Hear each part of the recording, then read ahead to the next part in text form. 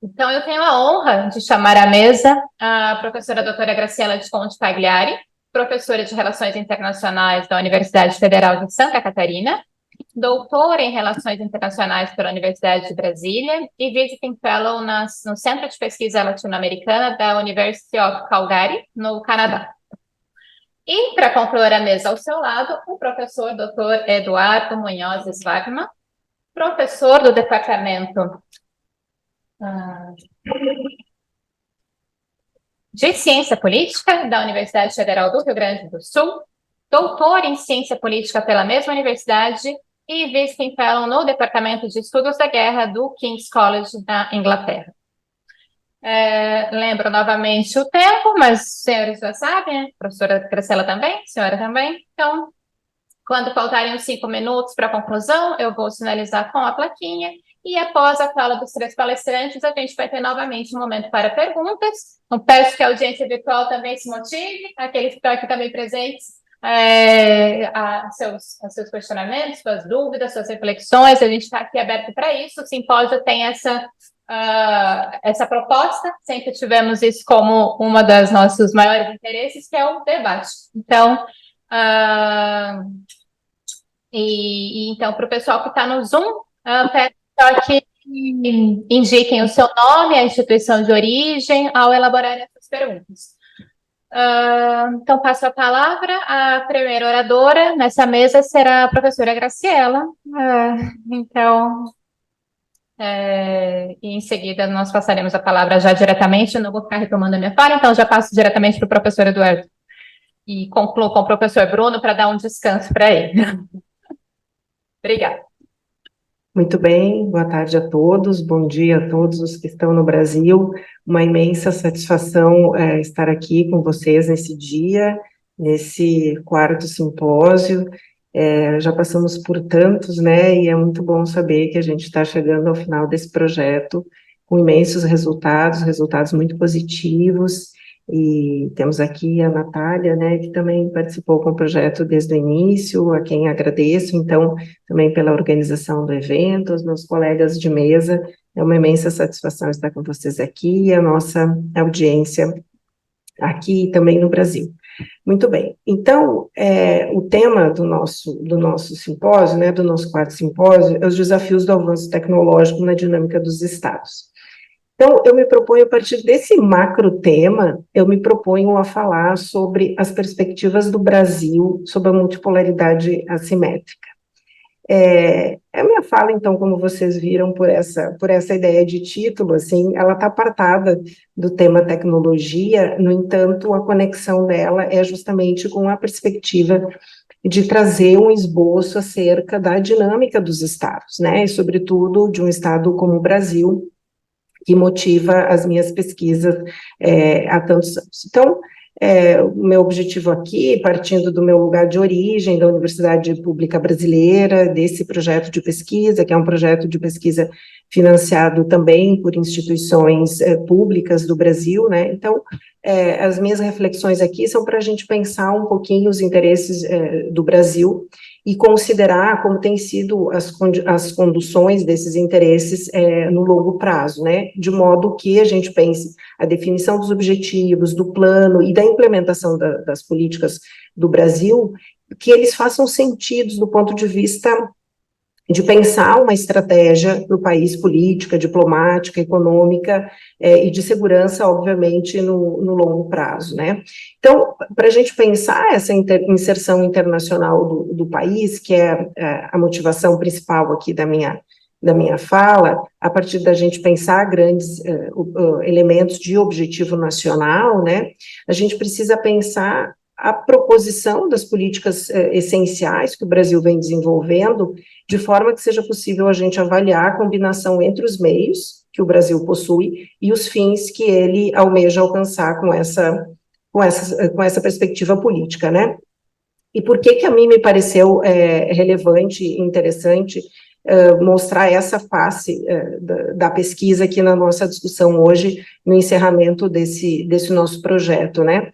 Acho que por 2 questões fundamentais, assim, que são circunstâncias desse atual momento histórico e que a gente precisa considerar pensando a posição do Brasil hoje no mundo, né? A primeira condição, ou a primeira circunstância, como eu chamei assim, seria uma ideia de uma certa, uma retomada de uma certa normalidade, digamos assim, na falta de um termo melhor, me surgiu esse termo normalidade, de um sentido histórico das linhas gerais da política externa brasileira, né, do pragmatismo da política externa brasileira, após um governo que teve ações na política brasileira, né, que romperam o histórico dos nossos princípios, então é uma ideia de que agora uma retomada de uma certa normalidade, e isso tem um peso considerável.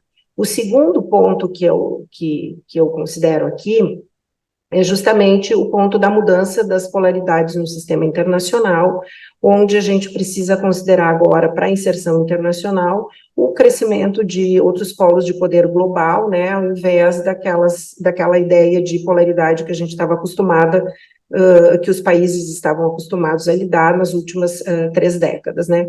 E por que especificamente esse elemento é importante? Porque me parece que desse caminho para a multipolaridade, a gente pode encontrar um cenário de competição entre as grandes potências, e que, de alguma maneira, esse cenário de competição, que pode ser em diversas esferas, vai redimensionar o papel do Brasil e da região sul-americana e da América Latina, obviamente, no palco geopolítico internacional. Isso me parece fundamental. Acho que a nossa região, historicamente, ficou apartada dos grandes palcos da geopolítica mundial, mas me parece que esse tensionamento que pode vir dessa construção de multipolaridade, né, desse caminho da multipolaridade, essa competição vai desafiar o equilíbrio das estruturas do sistema internacional, e para um país como o Brasil, que ao longo desse tempo, né, sobretudo nesse período em que a gente teve governos que foram bem alinhados do ponto de vista de uma projeção internacional do país, o desenvolvimento de uma estratégia de não afronta à potência, né, de uma estratégia de construção, por exemplo, da Unasul, do Conselho de Defesa Sul-Americano, do Centro de Estudos Estratégicos, da Escola Sul-Americana de Defesa, entre 2008 e 2014, esse tipo de balanceamento, né, onde a estratégia de política externa, então, é utilizada a partir de instrumentos não militares, mas que provocam um aumento de custos ao Estado dominante e que, por outro lado, objetivam que estados como o Brasil tenham uma certa autonomia, né, no caso especificamente do Brasil e da América do Sul. Então, uma certa autonomia para quê? Para a proposição, por exemplo, da criação de uma identidade sul-americana, harmonização de políticas de defesa. Então, essa postura política me parece que pode ter um menor espaço numa multipolaridade assimétrica, e é por isso, então, que é interessante a gente pensar essa dinâmica a partir dessa nova realidade. Essa propositura de mecanismos e de institucionalidades, digamos assim, foi bem considerável na América Latina nos últimos anos, onde o Brasil desenvolveu uma política de proatividade, que era uma política de proatividade regional, de maneira muito clara, mas também, em alguns momentos, uma política de proatividade global. Quando o Brasil, por exemplo, pleiteia o assento permanente como membro de segurança na ONU, então, o articulador do G4, a participação, né, na operação de paz no Haiti, sobretudo, mas nas operações de paz de maneira geral, e do ponto de vista regional, a própria criação do CDS, né? Então, esses elementos, esse processo de cooperação foi um elemento bastante substantivo da construção da política externa brasileira e da colocação do Brasil no mundo nessas últimas décadas, né? Então, aqui me parece que reside justamente o primeiro grande elemento dos objetivos permanentes da política externa brasileira, ou seja, a construção de uma integração regional, né?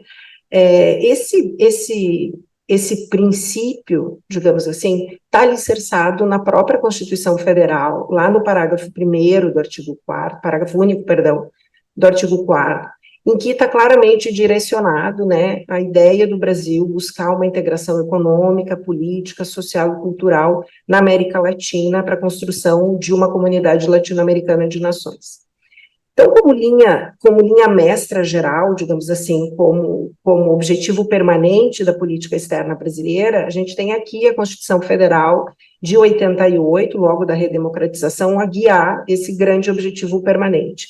No entanto, eu tenho alguns pontos de apreciação com relação a essa definição que consta lá no parágrafo 1º do artigo 4º. O primeiro deles é que, do ponto de vista desses processos de integração, de todos os elementos colocados ali na Constituição Federal, o caminho talvez mais natural, ou o caminho que se desenvolveu, né, o processo de integração, foi ao longo desse tempo, o caminho histórico foi o elemento econômico, né? Então, a esfera econômica foi o elemento norteador inicial dos processos. A gente vê talvez o processo mais bem acabado e finalizado seja o Mercosul, né? Mas que se esse primeiro elemento é dado pela área econômica, o Mercosul conseguiu avançar em temas importantes como saúde, educação, enfim. Então, essa primeira apreciação com relação a essa ideia de integração. A segunda, que me parece importante a gente fazer, que é uma leitura das próprias capacidades do Brasil, quando ele propõe essa integração latino-americana, né? Trabalhar para essa integração latino-americana. Me parece muito mais natural, em face das capacidades do Brasil, que a sua projeção, a sua ação, seja direcionada para a América do Sul, ou seja, um interrelacionamento muito maior, como a gente viu ao longo do tempo, com a América do Sul, e a própria ideia de construção de comunidade a partir da América do Sul tem uma aderência, obviamente, muito maior do que aumentar o escopo, por exemplo, incluindo uma área de América Central e Caribe, em que as dinâmicas e demandas são completamente outras. E, por fim, com relação ao próprio sentido, à própria ideia de integração, né, do ponto de vista conceitual mesmo. Talvez o que tenha acontecido na política externa é considerar uma integração no sentido muito mais frouxo do que propriamente essa ideia de integração mais bem acabada, então, num sentido mais amplo, né, de cooperação, enfim, foi nesse sentido que o Brasil avançou ao longo do tempo, né.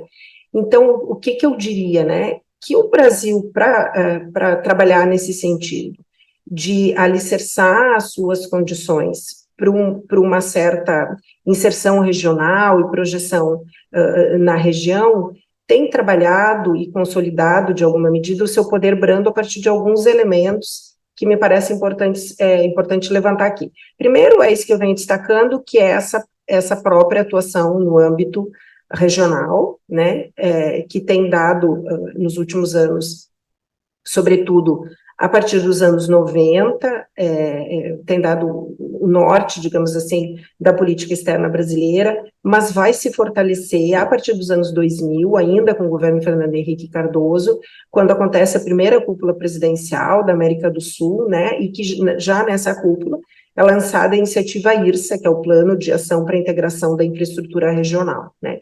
Então, esse elemento da regionalidade se estrutura aí. Também um outro elemento que eu iria destacar é a construção da multilateralidade, né, acho que falei aqui da cúpula, falei do IRSA e dos outros elementos já de Mercosul e de Unasul que o Brasil vem desenvolvendo, mas não só, né, a própria ideia agora de retomar, o Brasil voltar à CELAC, por exemplo, a reconfiguração das OPACas a partir de 2015, o Brasil, ao mesmo tempo, também mantém uma política, né, de adesão aos esquemas vigentes de desarmamento, enfim, de não proliferação de armas de destruição em massa, e trabalha muito no sentido de conter focos de instabilidade política, o que, portanto, para mim, vai colocar aqui os elementos, o alicerce, né, dos elementos estratégicos, digamos assim, da inserção internacional brasileira, né. Então, uma outra dimensão que a gente precisa considerar quando fala da inserção brasileira é que, e por isso que me parece que olhar para esse momento do sistema internacional é muito relevante, que o Brasil está situado geograficamente, né, o que, portanto, é uma condição inescapável da sua situação, é que o Brasil está situado no continente em que os Estados Unidos se encontram. E ao longo da história, a política que os Estados Unidos vai desempenhar para essa região é justamente a América para os americanos. Mas esse é um momento em que essa política se coloca, né, digamos, em contrabalanço com os avanços de interesse de Rússia e China, né, a China, perdão, avançando de maneira muito significativa em termos econômicos na região. A China assume a condição, por exemplo, de maior, principal parceiro comercial de países como o Brasil, como o Chile, como a Venezuela, o Peru, o Uruguai, Argentina, e o segundo maior parceiro comercial da Colômbia, né? Esse final de semana, por exemplo, enquanto acontecia o G20 em Nova Delhi, Xi Jinping, que não participou do G20, recebeu o Nicolás Maduro, presidente da Venezuela, onde ficou muito claro a intenção dos países de renovação de laços, né, da Venezuela com Pequim. O porta-voz do Ministério das Relações Exteriores de Pequim colocou no Twitter, né, que essa parceria entre China e Venezuela é uma parceria, são sócios estratégicos integrais, portanto, né, e a sua relação permanece sólida como uma rocha. Portanto, a participação, né, a entrada da China em termos econômicos na região coloca um desafio que a gente precisa lidar em termos de pensar esses atores proeminentes globais na América Latina e na América do Sul de maneira mais assertiva, né? É claro que esse relacionamento, essa ação da China na região, ela tem muito mais a ver com uma perspectiva propriamente econômica do que ela surgir como um polo alternativo, né, produtor de autonomia em relação aos Estados Unidos. No entanto, pensando da posição do Brasil, da perspectiva do Brasil, obviamente que o Brasil precisa pensar, portanto, essa dimensão de maneira estratégica e como ele vai se colocar a partir desse relacionamento, né? Outra questão fundamental que a gente precisa analisar para pensar essa ideia estratégica do Brasil é justamente a relação com a União Europeia. Todos sabemos do longo período, né, que demorou para chegar praticamente ao fim o processo de negociação do acordo comercial, né? Do meu ponto de vista, essa resolução é extremamente estratégica. O Mercosul é um parceiro econômico importante para a União Europeia, né, representa um valor significativo do comércio. Esse acordo representaria 25% da economia global, portanto. E o que acontece agora com o governo Lula é que o Brasil, na presidência agora do Mercosul, está muito empenhado em justamente concluir esse acordo, né? Agora, é claro que essa conclusão também não está sendo um caminho fácil, né? Acho que a gente tem dois pontos aqui que a gente precisa considerar. Primeiro é a questão da carta adicional, que está sendo um certo entrave agora na reta final, né? Que a carta adicional que a União Europeia colocou com relação às sanções em caso de desrespeito ao meio ambiente para as importações, e também, por outro lado, o que o governo Lula vem defendendo agora é a questão das compras governamentais, né, serem mantidas para as empresas brasileiras. Então, o governo, na verdade, tem colocado uma energia bastante significativa na finalização desse acordo ao longo desse ano, e se valendo, sobretudo, da presidência do Mercosul, né, para fazer funcionar e chegar ao fim. Por quê? Justamente por conta desses elementos estratégicos importantes, né? Ontem, por exemplo, o presidente Lula teve uma reunião bilateral com o presidente Macron, às margens da cúpula do G20, justamente para falarem sobre isso e tentarem destravar o desenvolvimento, né? Na sexta-feira, o ministro de Negócios Estrangeiros português, João Gomes Cravinho, defendeu justamente que esse seria um momento propício para o fechamento do entendimento sobre o acordo, o que me parece que Portugal, portanto, pode jogar um papel bastante significativo, né, do ponto de vista da Europa, para a conclusão desse acordo, que seria extremamente importante, né. Então, para ir ao final, me encaminhando para o final da minha fala, que eu já recebi o cartão amarelo aqui da Natália, uma questão que eu queria colocar, que me parece fundamental, assim, para ir para os 3 últimos pontos dessa construção da estratégia. Para que a gente pondere esses pontos, eu dividi aqui na questão política, na questão econômica e na questão militar de defesa, né? Então, primeiro elemento, a dimensão política. Então, já houve a construção de espaços políticos significativos como o Mercosul e a Unasul, né? Esses arranjos são arranjos paradigmáticos para a política externa brasileira e para a região de maneira geral. Então, aqui me parece que o Brasil, retomando o eixo dinâmico na cooperação da América do Sul, com a construção desses espaços compartilhados, tem muito a ganhar, como ganhou nos 15 anos que esses mecanismos, sobretudo a Unasul, né, como esses mecanismos funcionaram bem. O segundo ponto estratégico, o segundo eixo dessa estratégia, que eu entendo, que o Brasil deveria alicerçar o eixo econômico, justamente no elemento que é o que está travando a questão do fechamento do acordo com a União Europeia, que é o fato de dar ênfase a uma economia verde, né, de transição energética, climática.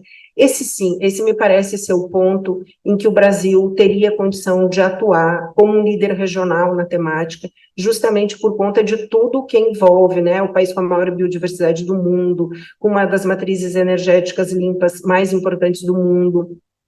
Mas, por outro lado, a gente convive com um problema imenso de desmatamento da floresta amazônica, por exemplo, os garimpos ilegais. Então, esses elementos, né, o Brasil retomando agora políticas contra o desmatamento da floresta amazônica, enfim, acho que essas condições ou condicionantes são muito importantes para o desenvolvimento de uma política externa mais assertiva e que vai contribuir para a nossa dinâmica no sistema internacional, né? Então, esse elemento, a mim, me parece fundamental, a circunstância inevitável, assim, de que esse deve ser o ponto de vista econômico, se não conseguimos avançar do ponto de vista da tecnologia, da indústria 4.0, esse talvez seja o elemento que nos daria substrato do ponto de vista econômico para uma construção de uma estratégia clara, determinada e consistente de inserção internacional. E, por fim, o terceiro elemento, para finalizar, seria com relação à esfera militar e de defesa, em que nessa área, se nas outras áreas, né, ou digamos assim, com uma ideia geral de ação estratégica do Brasil, não temos documentos propriamente escritos sobre os nossos objetivos, sobre o pragmatismo da política.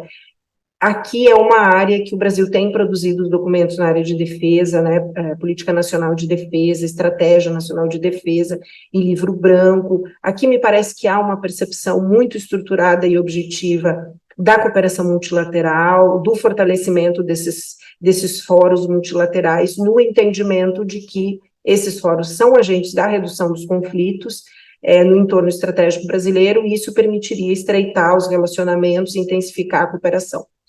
Obviamente que há um hiato aí, né, entre esses documentos, por exemplo, 2005, 2008 e 2012, com os documentos de 2016 e 2020, que esperamos que esse documento de 2000 agora e 24, que está em processo de discussão, essa atualização, venha retomando esse perfil, né. Nós tivemos um governo Temer de meio mandato, né, e um governo Bolsonaro que teve um baixo perfil, os governos tiveram baixo perfil, digamos assim, de política externa, né, mas a gente tem agora uma retomada das matrizes tradicionais da política externa brasileira, né, portanto, acho que a política com que o Lula e a diplomacia brasileira vem desenvolvendo, né, ao longo desse ano, de várias visitas importantes, né, Argentina, Estados Unidos, China, países da África, Japão, Reino Unido, a Portugal. O Lula veio antes mesmo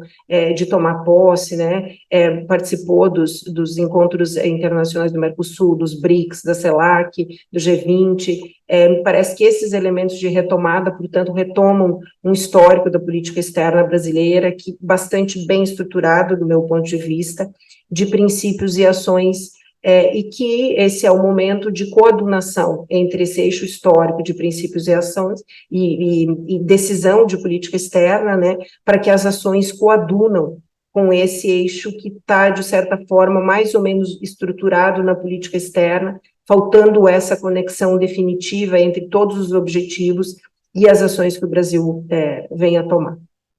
Então, era isso. Eu fico à disposição de vocês depois para perguntas e agradeço a atenção dispensada. Obrigada. Então, boa tarde, bom dia para quem está no Brasil, boa tarde para quem está aqui em Portugal. Inicialmente, gostaria de agradecer imensamente o convite, poder participar dessa mesa com exposições tão instigantes e também me juntar ao grupo de pesquisadores que vem desenvolvendo um trabalho realmente impressionante.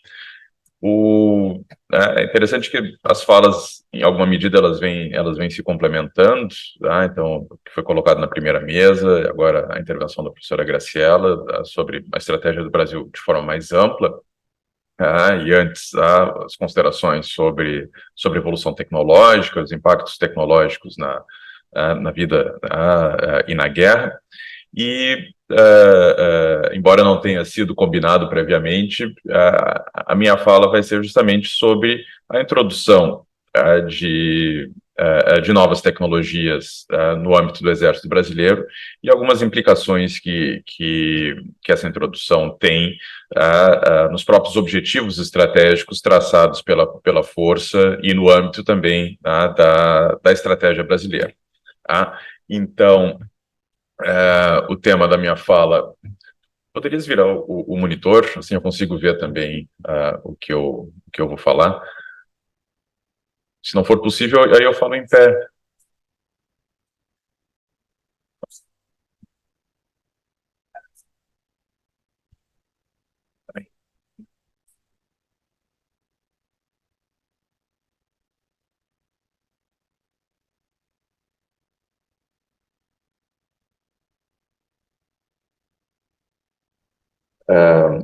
Desculpem as alterações logísticas.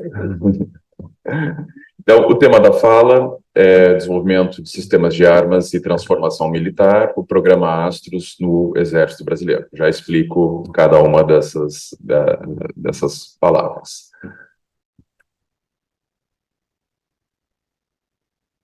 Aqui. Então, esse é o roteiro da exposição.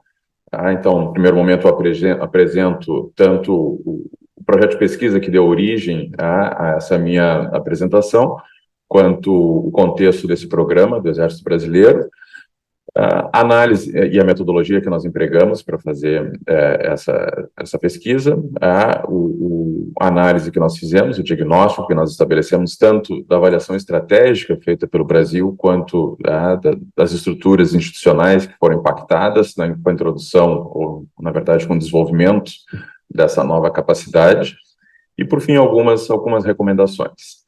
Aquela imagem ali ao lado é uma plataforma lançadora múltipla de foguetes, conhecida como Astros, que é um lançador, então, múltiplo de foguetes desenvolvido por uma empresa brasileira e adotado pelo Exército desde a década de 90 do século passado, e que foi objeto de um programa de modernização, de renovação, no qual a ideia era e introduzir sistemas, foguetes guiados, algo que tem sido também bastante estudado na guerra da Ucrânia. Depois, na mesa de amanhã, esse tópico provavelmente será abordado. E a grande novidade, para o caso brasileiro, a introdução de um míssil guiado, de um míssil de cruzeiro. Então, como que esse programa se alinha na grande estratégia do Brasil, como que ele se articula com a agenda de desenvolvimento industrial e tecnológico e como que ele eventualmente transforma ou não transforma o Exército Brasileiro em algo diferente do que era anteriormente.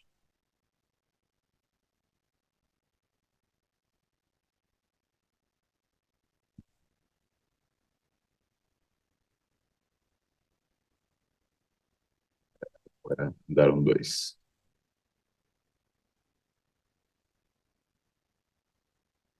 Perfeito.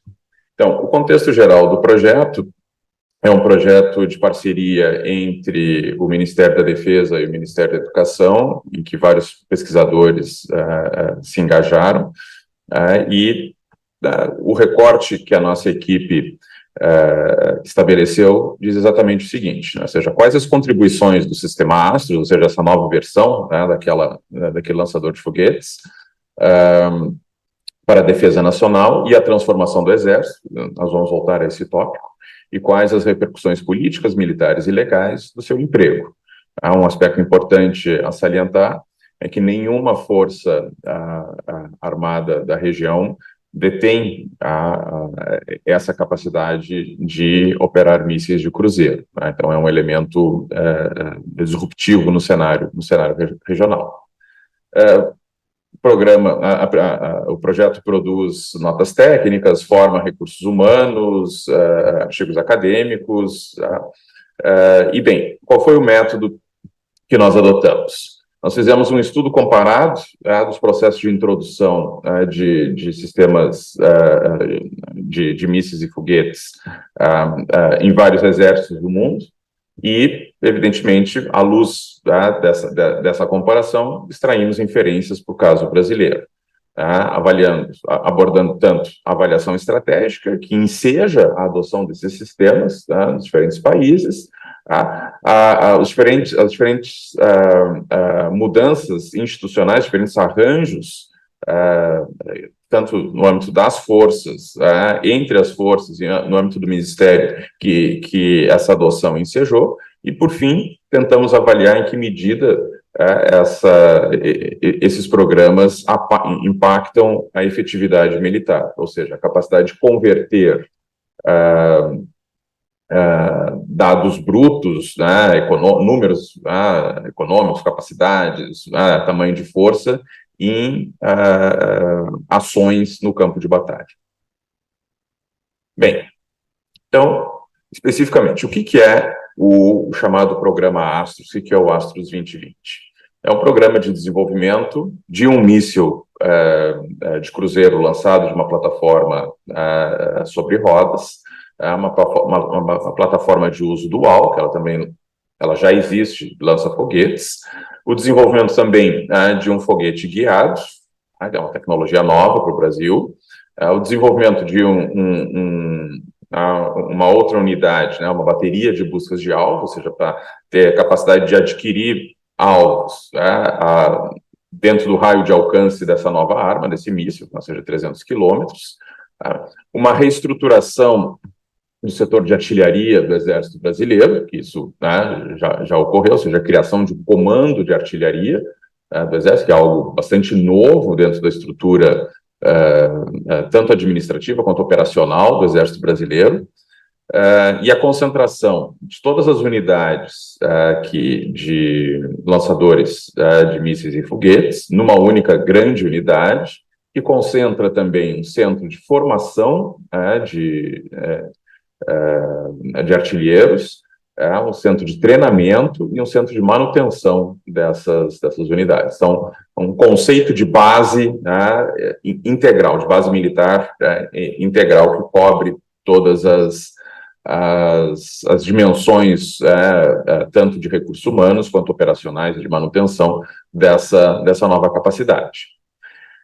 E, por fim, é muito importante salientar, ou seja, que o programa Astros, no entendimento do Exército Brasileiro, ele é um dos vetores da transformação. Ou seja, o Exército Brasileiro, em um determinado momento, à luz da Estratégia Nacional de Defesa, que antes a professora Graciela comentava, identificou que era necessário não apenas modernizar-se, mas transformar-se. Então, ele compra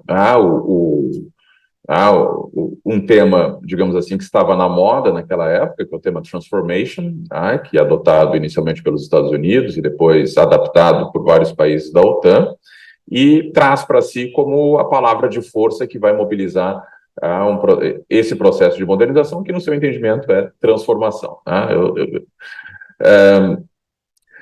E é importante salientar também que esse programa, Astros, ele é um dos 17 programas estratégicos do Exército que deverão funcionar como vetores da transformação. Então, sobre isso, em seguida, eu vou comentar. Bem, qual o contexto em que a decisão foi tomada, né, de desenvolver um míssil dessa natureza e mudar esse sistema de artilharia de mísseis e foguetes no Brasil? Veja, a ideia é que as Forças Armadas deveriam funcionar como um apoio a uma política externa mais atuante, né, mais proativa, como antes havia sido comentado. Há um entendimento de que o Brasil opera dentro de um entorno estratégico que não é apenas a sua região, ele se estende por toda a América do Sul, mas se projeta sobre o Atlântico Sul, a costa, né, ocidental da África e, evidentemente, o continente antártico, onde o Brasil também tem presença enquanto, não reivindicando territórios, mas enquanto presença na área de pesquisa. O entendimento também, né, de que era necessário revigorar as capacidades militares brasileiras, ou seja, o Brasil, né, não investia de forma consistente em defesa há quase 40 anos, quando essa decisão foi tomada, e as suas capacidades militares, de fato, estavam muito defasadas. E o entendimento também de que não se tratava apenas de compras, mas sim, e aí a dimensão estratégica mais ampla, mas sim a produção de sistemas de armas que eventualmente tivessem impacto em setores mais amplos da economia, através dos famosos spin-offs e da mobilização da chamada base industrial de defesa, criação de trabalho, emprego, renda, tributos em território nacional e não em outros lugares. Havia preocupação de cobrir uma lacuna tecnológica e também adquirir a capacidade de exercer o que o Exército Brasileiro chama, e em certa medida as demais forças também, dissuasão extra-regional. O que o Brasil entende por dissuasão extra-regional é dissuadir atores que são de outras regiões a se fazerem presentes na região de interesse, ou seja, no entorno estratégico brasileiro. Também podemos discutir o quão operacional ou pode vir a ser esse conceito. Bem, até aí é uma descrição das intenções do programa, do Exército, do Ministério da Defesa. Agora, o que de fato a gente observou, né, no estudo comparado? O primeiro aspecto assim, que chama atenção na leitura dos documentos estratégicos brasileiros, em qualquer discussão sobre grande estratégia no Brasil, é que o Brasil não define quais são as suas ameaças. E não só não define, e aí, por que não define, também não estabelece uma hierarquia de prioridades. O que é mais perigoso, o que é menos perigoso? O que nós temos que ter mais atenção, o que nós temos que ter menos atenção? Onde que nós temos que botar dinheiro, onde nós não precisamos botar dinheiro agora? Essas são questões que não são claras, nem no âmbito das forças, nem no âmbito do Ministério da Defesa, nem no âmbito do debate público de forma mais generalizada. Consequentemente, uma série de problemas se estabelecem. Ou seja, falei antes, o Exército tem 17 programas estratégicos, a Marinha tem outros tantos e a Força Aérea tem outros tantos. Qual deles é o mais importante? Ou quais deles são os mais urgentes? Nós não temos parâmetros de debate público e de definição de política pública claros para hierarquizar e priorizar esses investimentos, que não são investimentos pequenos e não são investimentos que se concluem num período de tempo curto. Um outro problema que constitui uma fragilidade é que apenas o Exército adotou o discurso da transformação. a Marinha e a Força Aérea não falam, né, em transformation ou transformação, o que torna a operacionalização desse conceito bastante questionável, uma vez que o conceito de transformation envolve não só operações baseadas em efeitos e a guerra centrada em redes, né, e forças expedicionárias, mas, em especial, a capacidade de operar conjuntamente, o joint operation. Ou seja, se só uma das forças fala nisso, como se pode implementar? Então, esse é um desafio estratégico que nós vamos, em algum momento, ter que lidar. Em termos institucionais, o que mudou e o que avançou? Ou seja, houve entregas importantes desse programa. Ou seja, o processo de desenvolvimento do míssil está bastante avançado, o míssil está em fase final de testes, os foguetes guiados também, a estrutura do Forte Santa Bárbara, que é aquela base que concentra a logística, a formação, o treinamento, as unidades, é operacional, e é realmente uma estrutura bastante importante. Então, são avanços muito significativos e relevantes desse programa. Agora, a viabilidade, né, de um conceito de transformação do Exército Brasileiro é algo que os pesquisadores questionam severamente. Por quê? Um dos motivos é aquele que eu falei antes, ou seja, só o Exército fala. E mesmo dentro do Exército não é algo que está maduro e consolidado em todos os segmentos. Então, é algo bastante delicado. Há um insulamento bastante significativo do sistema Astros em relação a outros setores do Exército. Foi criado um Conselho Superior, né, de Racionalização e Transformação do Exército, mas que tem uma capacidade bastante limitada de ser efetivo e de realmente arbitrar essas questões. E um outro aspecto bastante importante é que a gestão desse programa e de todos os demais fica a cargo da Força e não do Ministério da Defesa. Ou seja, o Ministério da Defesa não tem capacidade de arbitragem, de controle, de supervisão efetiva desse programa e assim como dos demais, o que torna qualquer discussão sobre transformação assim, bastante fragilizada, no mínimo. O que, evidentemente, traz implicações para a efetividade militar. Ou seja, os programas, eles competem entre si. Então, o programa Astros avançou e avançou bastante.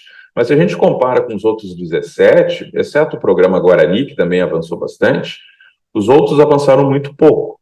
A gente pode acompanhar isso, inclusive, pela execução orçamentária deles ao longo desses anos todos. Alguns deles, passados 15 anos, praticamente, ainda estão na fase piloto. Por quê? Porque os recursos foram para os programas que, por algum motivo, se entendeu que deveriam ser efetivados, como o Guarani e o Astros. Então, por exemplo, o CISPROM ainda que é o Sistema de Monitoramento da Fronteira, que é um outro programa importante, mas ainda opera nos estágios iniciais, e da última vez que eu conferi, ele tinha tido o percentual do seu orçamento executado, não chegava a 2%. Então, essas assimetrias, elas são bastante significativas. Um outro problema que nós enfrentamos, que o estudo comparado permitiu que fosse viabilizado, é que nós temos um grau muito baixo de articulação e coordenação entre o Exército, a Força Aérea, a Marinha e o Ministério da Defesa. Ora, a introdução de um míssil de cruzeiro que voa entre 40 e 800 metros de altitude, por 300 quilômetros num teatro de batalha, requer um alto grau de gerenciamento do campo de batalha, ou pelo menos de coordenação entre as diferentes forças. E nós não temos ainda mecanismos eficazes para produzir essa coordenação. Nós temos pouquíssimos exercícios em que ações dessa natureza são testadas, e nós temos um déficit doutrinário também. A nossa doutrina de operações conjuntas não prevê emprego de mísseis, e tem toda uma outra discussão sobre escalada e desescalada e uso de armas dessa natureza como ferramenta política, que também o aparato decisório das doutrinas militares brasileiras não contemplam. E, por fim, nós temos ainda um problema bastante sério, ou seja, nós estamos concluindo esse míssil. O contrato acho que chegará ao seu fim com sucesso, tudo indica. No entanto, não há nenhuma discussão consistente, nenhum documento assinado, até onde eu sei, pelo menos, em termos de aquisição. Uma coisa é desenvolvimento, outra coisa é aquisição. Ou seja, não há um contrato de aquisição, não há um debate, ou seja, de quantos mísseis o Brasil precisa, de quantas unidades o Brasil precisa, com capacidade de operar esses mísseis. E qual a escala de tempo da aquisição? Então, esse é outro debate estratégico que em algum momento nós teremos que fazer. Diante disso, já me encaminho agora, temos só esse mais outro slide, algumas recomendações. Então, com relação à avaliação estratégica, no sentido de nós podermos tirar o melhor possível dessas capacidades que o país está adquirindo em termos de efetividade militar. O primeiro passo seria adotar um outro modelo de documento de defesa nacional, em que desafios, prioridades, escalas de tempo e alocação de recursos, se não explicitamente, mas pelo menos estejam parcialmente indicadas, de maneira a ter que esses documentos tenham um caráter mais normativo, no sentido dessas alocações de prioridade, o que permite planejamento, formação de recursos humanos, aquisições, alocação de recursos. Com isso, se pode otimizar investimentos, se pode coibir redundâncias. Então, é importante salientar isso aqui. O Exército começou a desenvolver esse míssil, a Marinha começou a desenvolver um outro míssil de caráter antinavio, mas são dois programas que não têm nenhuma conexão entre si, e alguns anos atrás a Força Aérea assinou um protocolo de intenções para também desenvolver um outro míssil de cruzeiro. Mas, assim, sem nenhum grau de coordenação. O que vem a ser um problema. Ou seja, a tendência é o quê? Que nós tenhamos, se a gente não adota digamos assim, um documento que nos force a ter uma política de mísseis, a tendência é que nós tenhamos programas que venham a se sobrepor e, consequentemente, a disputar por recursos que são sempre muito, muito limitados. Então, daí a importância de ter uma grande estratégia que realmente coloque, opere como um norte para essas iniciativas todas. E, por fim, pensar numa abordagem integrada de desenvolvimento, produção, emprego, manutenção de mísseis, ou seja, pensar de forma um pouco mais holística, já que o país decidiu adquirir essa capacidade de produzir mísseis de cruzeiro. Bom, então vamos tentar tirar o melhor disso tudo, tanto para ganhos de escala, que é importante para a indústria também. Ou seja, se a gente tem pequenos projetos com um ou outro míssil, e nós temos vários casos de programas descontinuados ao longo da história do desenvolvimento de mísseis no Brasil. Então, se nós pensamos em termos de uma família de mísseis, de escalas, isso, articulado com um programa de exportações ou de cooperação internacional, bom, com isso se ganha um volume que pode ser a diferença entre se ter um sistema viável economicamente e efetivo em campo de batalha ou não.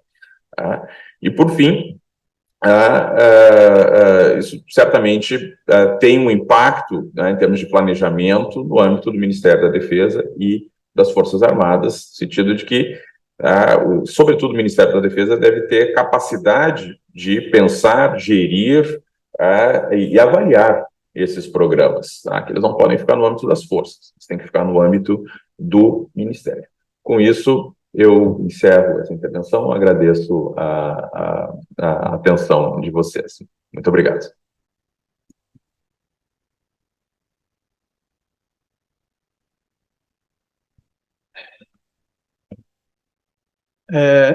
Novamente, boa tarde, bom dia, conforme o fuso horário. Pronto, eu, como referi, acho que a minha capacidade para prender a atenção é limitada, portanto, para esta segunda sessão, gostei mais da dimensão visual.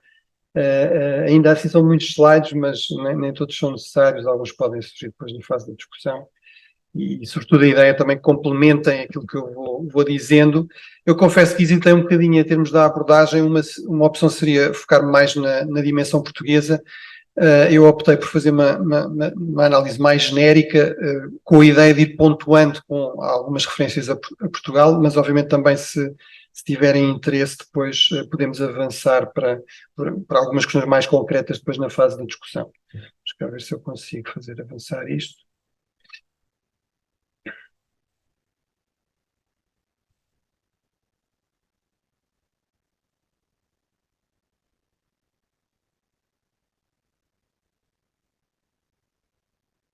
Ou é ao contrário? Estava a avançar às arrecuas. Bem, uma primeira breve referência aos conceitos, depois, sobretudo, focar-me aqui nas grandes tendências e depois dar algum espaço ao debate com algumas perguntas, digamos, preparadas. Pronto, a primeira noção, o primeiro ponto tem a ver com esta noção de conceito de estratégia e grande estratégia. Duas notas, uma para sublinhar que a palavra tem uma origem grega, como acontece com muitos conceitos, digamos, nas várias disciplinas em termos do Ocidente, alargado, e que, no entanto, este conceito de estratégicos muitas vezes é traduzido erroneamente, do meu ponto de vista, como general. Na verdade, já desde a Grécia Antiga, que este conceito está associado, no fundo, à gestão política da guerra. Os estratégos não eram um general no sentido que nós damos ao termo, era um comandante-chefe, era um magistrado eleito, e, portanto, era alguém que fazia a gestão realmente estratégica, ou seja, político-militar de um conflito. Já agora, uma outra palavra que deriva desta é precisamente o conceito de estratagema, que também remete para esta outra questão, que é a dificuldade, em termos da análise estratégica, de saber exatamente o que é que o outro lado está a fazer, não é? Se não fosse assim, as coisas seriam bastante mais fáceis. Temos aqui a definição, digamos, canónica de estratégia pelo Clausewitz, no da guerra, e depois temos uma segunda definição, mais ou menos canónica, ou pelo menos etimologicamente, em termos de origem do conceito de grande estratégia, ela vem basicamente do Lidl-Hart. No fundo, esta tentativa do Lidl-Hart de chamar a atenção para que, se nós levarmos a sério a noção de estratégia de Clausewitz, ou seja, que no fundo a guerra é uma continuação da política por outros meios, no fundo as batalhas, os conflitos armados não são um fim em si mesmo, não é? Visam sempre atingir um determinado objetivo político, através do uso da força, que isso implicava também que, mesmo num conflito armado, a dimensão militar, os meios militares nunca são os únicos exclusivamente importantes. Voltamos agora a ter um exemplo disso neste conflito na Ucrânia. Por exemplo, é evidente que a diplomacia não parou com a guerra, não é? Continua a ser absolutamente prioritária para os dois lados, especialmente, diria eu, para a Ucrânia, que é aqui o lado mais fraco e, portanto, precisa ter aqui um suplemento de apoio externo para compensar essa fragilidade estrutural. E, portanto, no fundo, o desafio de pensar a grande estratégia é realmente o desafio de pensar todos os meios potenciais de um Estado, tendo definido determinadas prioridades em função dos seus interesses e dos seus valores, depois definir que meios é que são os mais adequados para atingir essas prioridades. O twist aqui, digamos, tecnológico, que a tecnologia traz de interessante em relação a isto, é que pode transformar significativamente a análise estratégica, ou seja, quando nós pensamos em meios, bem, se há novas tecnologias, elas podem, por exemplo, significar, em termos de meios de transporte, meios de comunicação, ou meios de identificar, adquirir, atingir alvos, transformações muito significativas, mas inclusive outras alterações. Por exemplo, a questão de quais são os recursos estrategicamente significativos, não é? Isso também é algo fundamental, onde é que vamos obter aquilo que precisamos para, no fundo, construir os meios que queremos para atingir uma determinada estratégia. Ora, nós sabemos, por exemplo, desde a antiguidade que o petróleo estava bem identificado no Médio Oriente, não é? Mas o único significado estratégico que tinha, eventualmente, era aquelas chamas eternas que foram transformadas em centros de peregrinação.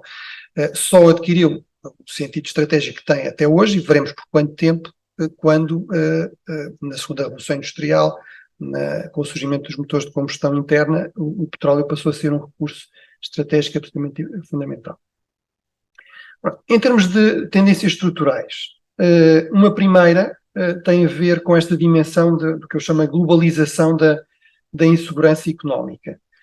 Ou seja, a globalização, a integração crescente das economias a nível global, o peso crescente da dimensão de comércio externo nas diferentes economias, teve muitos efeitos positivos, tem também este efeito potencialmente negativo, que é a facilidade com que uma crise económica, pelo menos numa economia significativa, em termos regionais ou globais, depois tem um impacto de rápida contaminação para o sistema económico global. E temos um exemplo disso em termos de conflitos, por exemplo, com o atual conflito na Ucrânia, na sequência da invasão russa da Ucrânia, por exemplo, tivemos muito rapidamente um efeito de inflação muito acentuada, sobretudo em dois setores fundamentais, os preços da energia, no caso aqui o do petróleo, e também o preço dos cereais. Sabemos que, entretanto, sobretudo no caso da energia, houve uma correção, foi possível, no fundo, lidar com esse problema e os preços já desceram para níveis até inferiores do início da guerra, mas, por exemplo, nos cereais, como sabemos, isso está a ser bastante mais complicado. Uma segunda dimensão fundamental tem a ver com a tendência estrutural fundamental em termos de pensarmos uma grande estratégia, tem a ver com esta dimensão de transição de poder militar. Aqui, no fundo, este gráfico tomado de empréstimo do Military Balance, no fundo é um bocadinho paradoxal ou deliberadamente provocador, no sentido que, sobretudo se olharmos para aquelas colunas, não para os círculos, mas para as colunas do lado direito, nós temos uma coluna azul que são os Estados Unidos sozinhos, temos uma coluna com múltiplas cores, que são todos os outros 14 Estados seguintes, nos quais se incluem muitos aliados dos Estados Unidos, e depois temos uma coluna cinzenta, que é todos os outros Estados. E, portanto, obviamente, olhando para aqui, a nossa conclusão deveria ser provavelmente não. Estamos a assistir a uma transição de poder militar, os Estados Unidos continuam a dominar largamente. Agora, obviamente, o que nós não temos aqui é a dimensão dinâmica, ou seja, no fundo, a China tem continuado sempre a investir mais em defesa, no quadro de uma economia que tem continuado sempre a crescer e que se tem tornado muito mais capaz em termos de inovação tecnológica. E, portanto, todos esses aspectos significam que aquilo que é relevante não é tanto esta imagem mais estática, é a imagem dinâmica, que é aquela bola chinesa tem estado sempre a aumentar, em termos quer de quantidade, quer de qualidade, e também, como sabemos, mesmo, por exemplo, na chamada Guerra Fria, no sistema bipolar da Guerra Fria, a União Soviética não tinha exatamente as mesmas capacidades ou capacidade de investimento que os Estados Unidos. Portanto, para haver aqui algum efeito de nivelação, não é preciso necessariamente gastar exatamente as mesmas coisas. Já agora, um outro dado aqui, não sei se consegue ver, são aqueles tracejados que aumentam a bola chinesa, como também a russa. Isso foi o resultado de uma série de queixas a quem elabora o Military Balance, concretamente ao Bastian Gigrich. Eu próprio fiz algumas vezes essa queixa, que é a questão de que, obviamente, produzir material de guerra na Rússia ou na China, sobretudo, é bastante mais barato do que produzir material de guerra nos Estados Unidos. E, portanto, no fundo, aqui é uma correção para paridade de poder de compra, que procura ter um bocadinho em conta esse aspecto. Portanto, eu acho que sim, acho que podemos falar de alguma transição de poder mesmo ao nível militar, embora seria um erro pensar que isso queria dizer que os Estados Unidos, de repente, passavam a ser irrelevantes militarmente. Evidentemente não é disso que estamos a falar. Depois, uma transição em termos de poder económico, ou em termos populacionais, que obviamente estão relacionados, não é?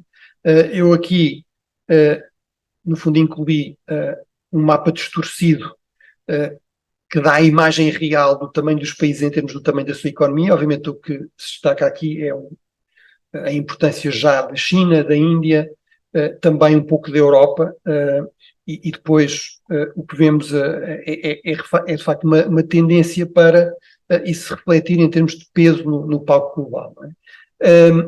A grande questão, do meu ponto de vista, em termos futuros, é se esta dimensão demográfica, o chamado, no fundo, a dimensão de estímulo à economia que vem do crescimento populacional que nós vemos aqui, não é?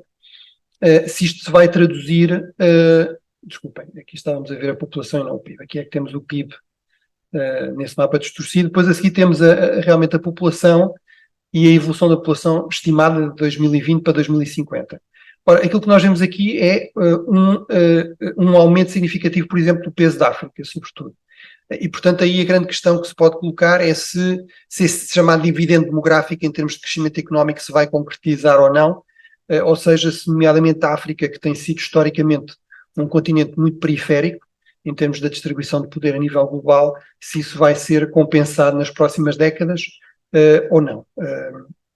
Obviamente aqui o desafio é que essa mais população ativa se transforma em mais atividade económica, em mais emprego. Se a economia crescer menos do que a população, temos o problema de, enfim, enormes tensões internas, conflitos, migrações. Depois, uma última tendência importante é esta liga diretamente com o tema que estamos aqui a discutir, é a questão do que eu chamo de difusão de poder associada a uma nova revolução tecnológica. E, obviamente, as coisas aqui também poderiam estar e deveriam ficar, pelo menos, interrogadas na dimensão de difusão de poder. Ou seja, eu acho que é bastante claro que estamos a assistir a uma nova revolução tecnológica em múltiplas dimensões, a robótica, a inteligência artificial, são talvez os exemplos mais evidentes disso, mas há uma série de outras com implicações, nomeadamente, e com aplicações militares muito importantes. Os drones é aqui um exemplo concreto disso. Mas a questão é saber se isto corresponde, no fundo, a uma concentração de poder ou uma difusão de poder. Ou seja, será que a tendência será para esses sistemas serem altamente dispendiosos, exigirem investimentos que só muito poucas potências é que conseguem fazer, pelo menos de forma continuada, ou se funcionarão como niveladores.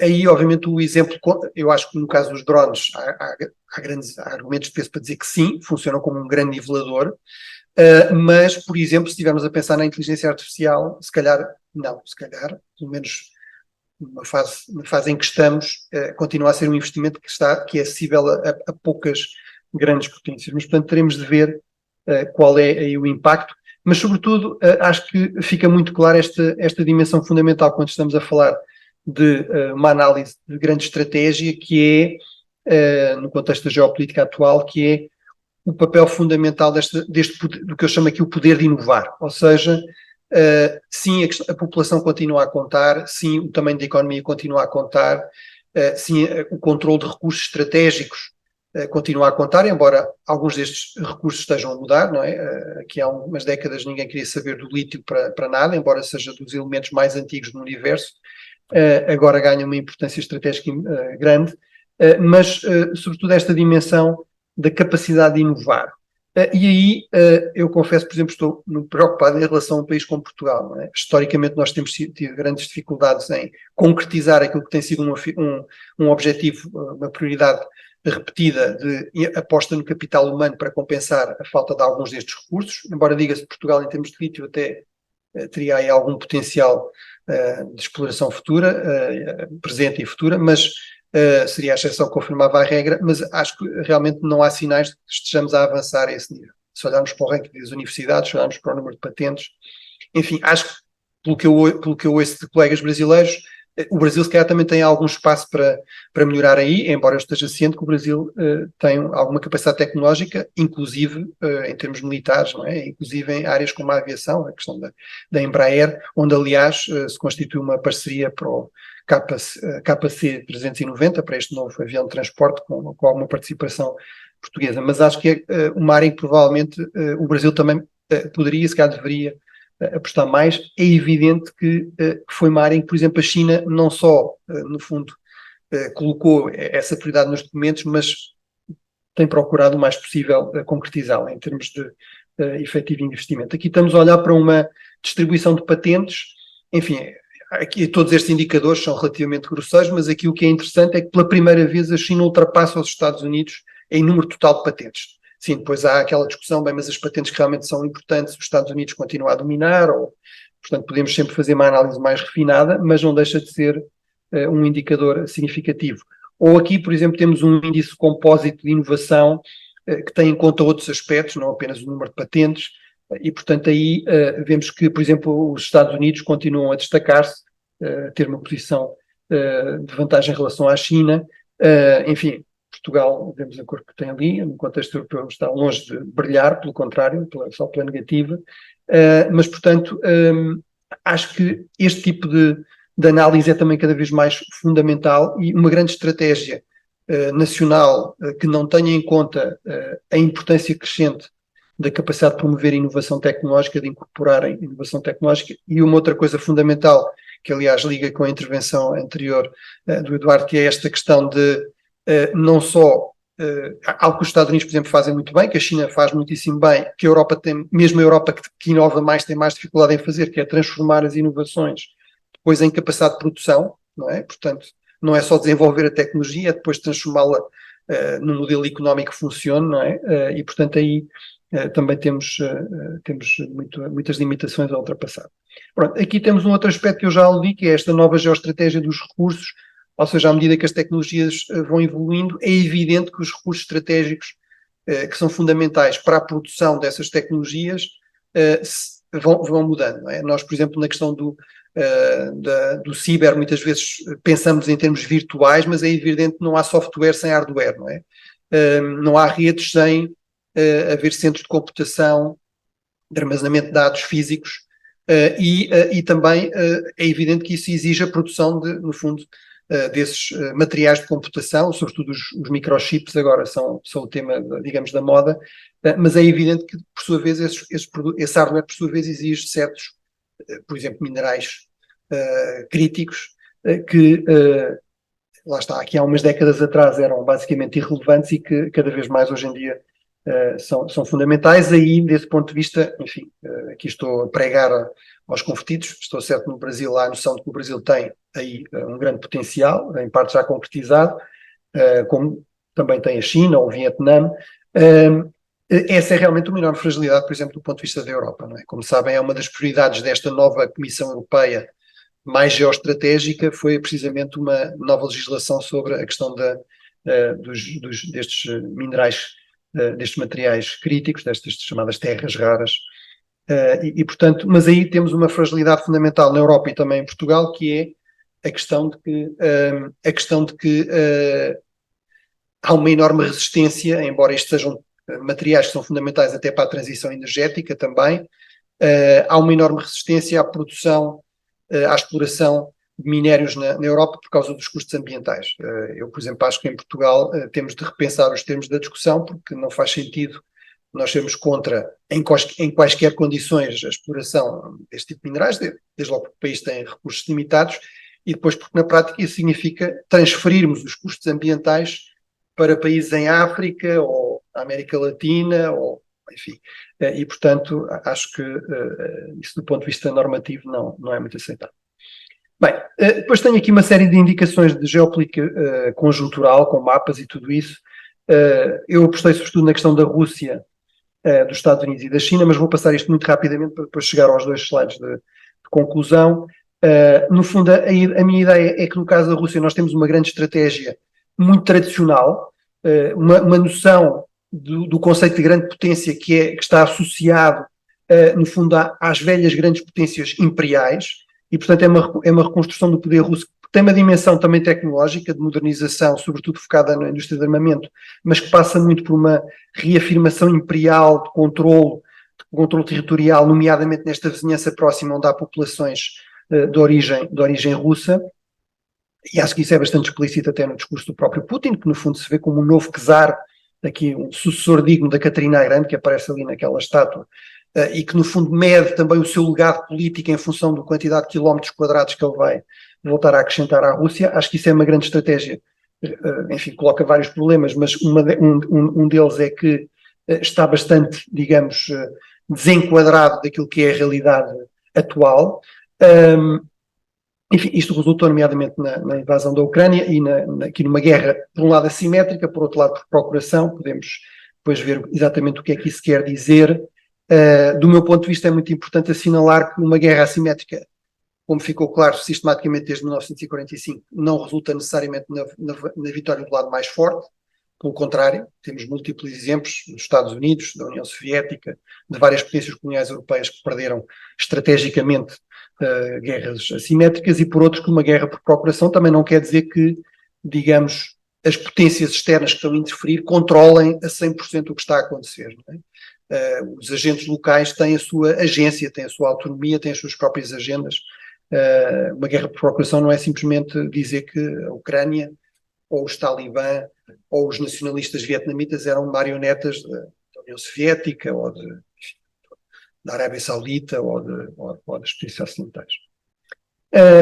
Portanto, aqui, acho que estou aqui em circuito. Exatamente. Portanto, no caso dos Estados Unidos, acho que a grande questão em termos da grande estratégia americana, e tem implicações globais e também fundamentais para a Europa e para países como Portugal, é esta questão de saber se voltamos a uma tradição histórica muito longa de isolacionismo, que prevaleceu até basicamente à Segunda Guerra Mundial, ou se vamos para aquilo que me parece que é a alternativa em cima da mesa neste momento, que é, apesar de tudo, um certo retraimento estratégico.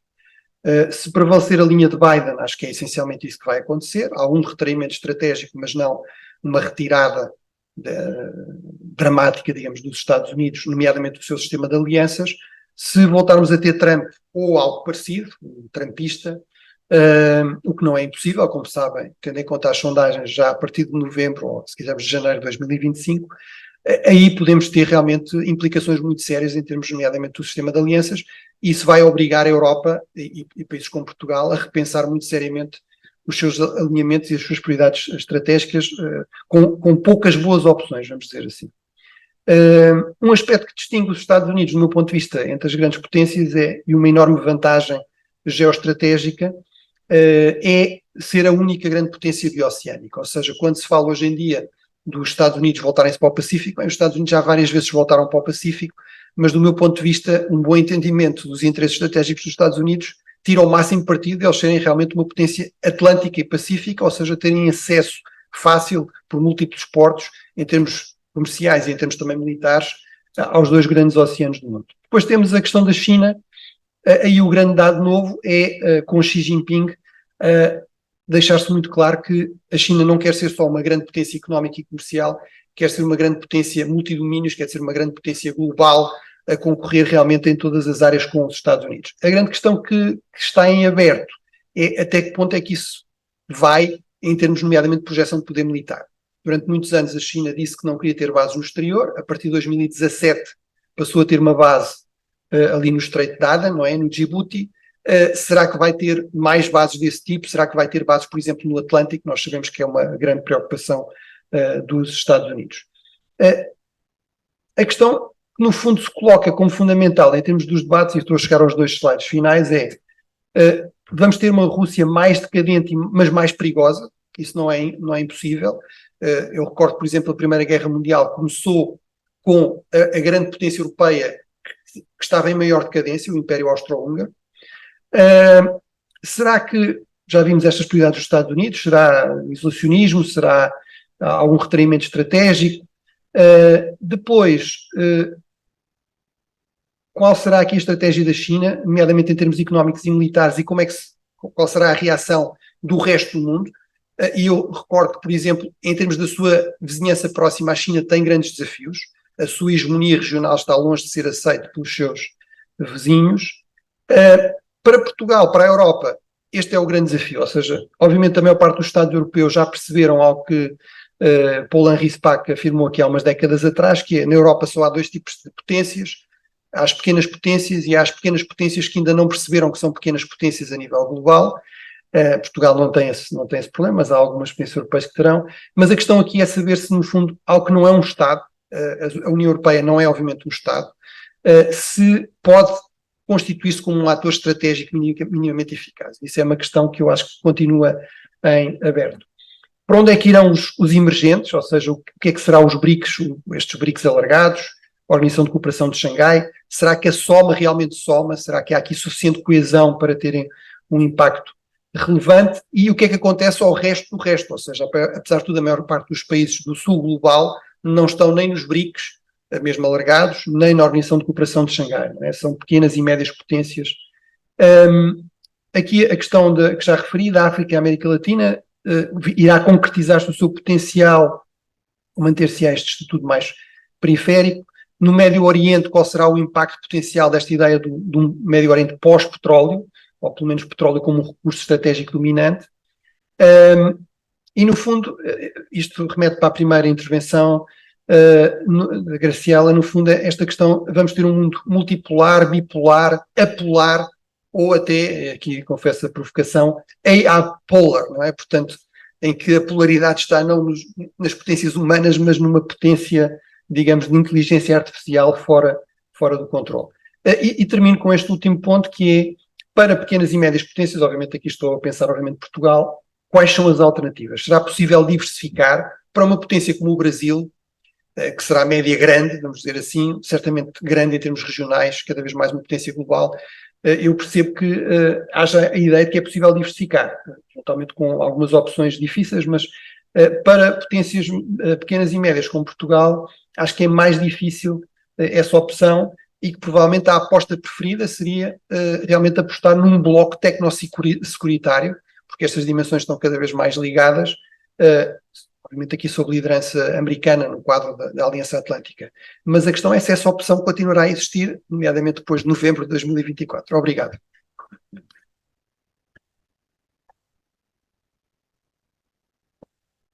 Muito obrigada, agradeço aos três palestrantes que nos brindaram com essas maravilhosas palavras, né, que nos instigaram muito, e que por um acaso, né, que não foi combinado, um pouquinho teve de cada, né, a gente pôde ir se complementando.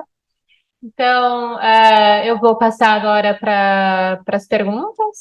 Queria saber primeiro se aqui no auditório há alguma, e enquanto isso, o pessoal que está nos escutando no Zoom pode ir elaborando as suas questões. Na audiência aqui presencial, por favor.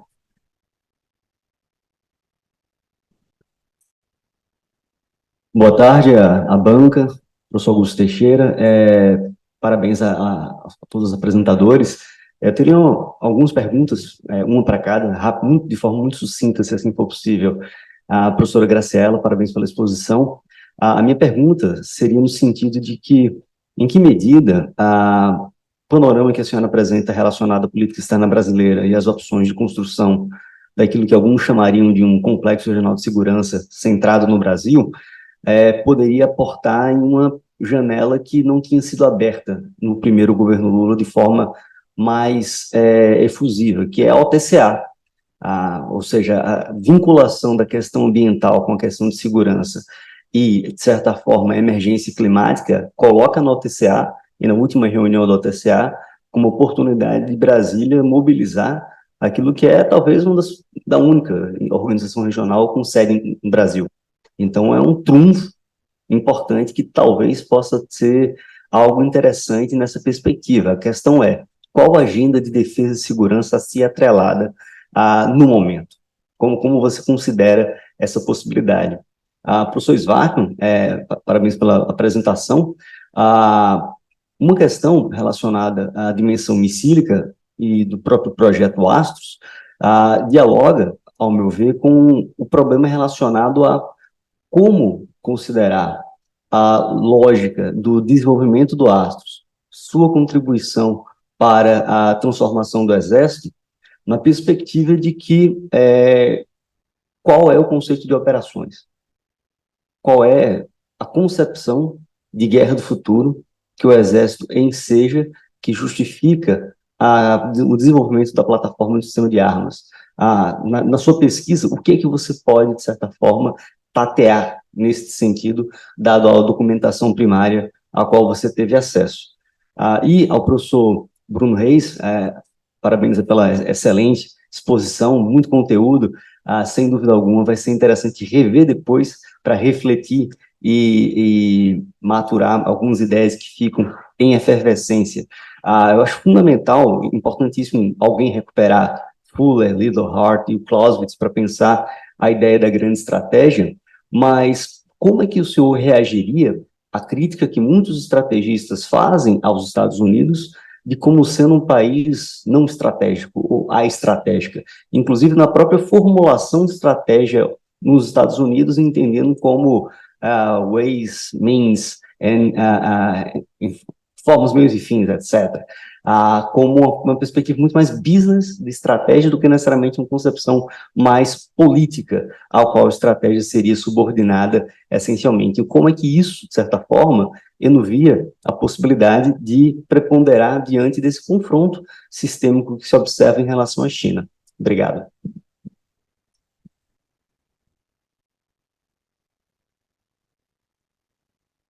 Obrigada, professor Augusto. Bom, a nossa ideia era fazer blocos de 3 perguntas, mas, assim como o professor Augusto já fez 3 perguntas, a gente pode passar para as respostas, depois a gente retoma novamente as perguntas online. Pode ser pela ordem? Não, por favor, professor Augusto. Professor Augusto, muitíssimo obrigada pela pergunta. De fato, é uma questão instigante. Acho que você toca num ponto, né? O TSA, a única organização internacional com sede no Brasil. Acho que tem alguns pontos dessa dinâmica ambiental com relação ao Complexo Regional de Segurança que podem ser bem relevantes do ponto de vista de que temas nos ligam enquanto região, né? Acho que a gente tem justamente a fronteira norte do Brasil, a mais convulsionada em termos daquilo que se convencionou chamar de novas ameaças. Portanto, há muito tempo já na estratégia a indicação de, por exemplo, colocar mais, modificar, né, o palco das Forças Armadas da região sul para a região norte do Brasil. Isso efetivamente nunca aconteceu de maneira considerável, né, e a gente continua tendo forças mais estacionadas no sul. Agora, em que medida responder essa dimensão, não necessariamente com essa transferência das Forças Armadas, né? Acho que você tem essa questão da temática ambiental. Se o Brasil adotá-la como agenda efetiva de trabalho, acho que a dimensão securitária ela tem que ser a menor dimensão considerável, né? Do ponto de vista de que os temas que se ligam a essa dimensão ambiental são muito mais da própria estruturação das pessoas que estão aí e de como o Brasil se coloca no mundo, pelo menos essa é a minha perspectiva.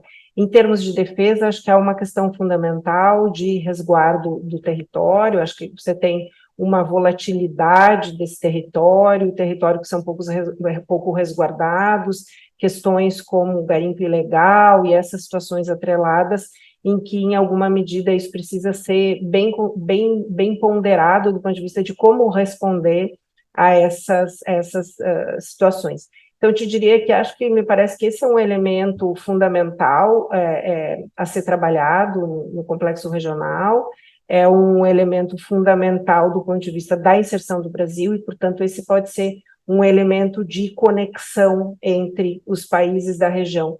Obviamente que os países da região, nessa dimensão ambiental, vão ter temáticas ou áreas específicas importantes. Agora, todos eles têm alguma coisa significativa, né? Lítio, enfim, outras questões. Então, acho que essa pode ser a grande agenda, ou o grande poder de agência, digamos assim, do Brasil nos próximos anos.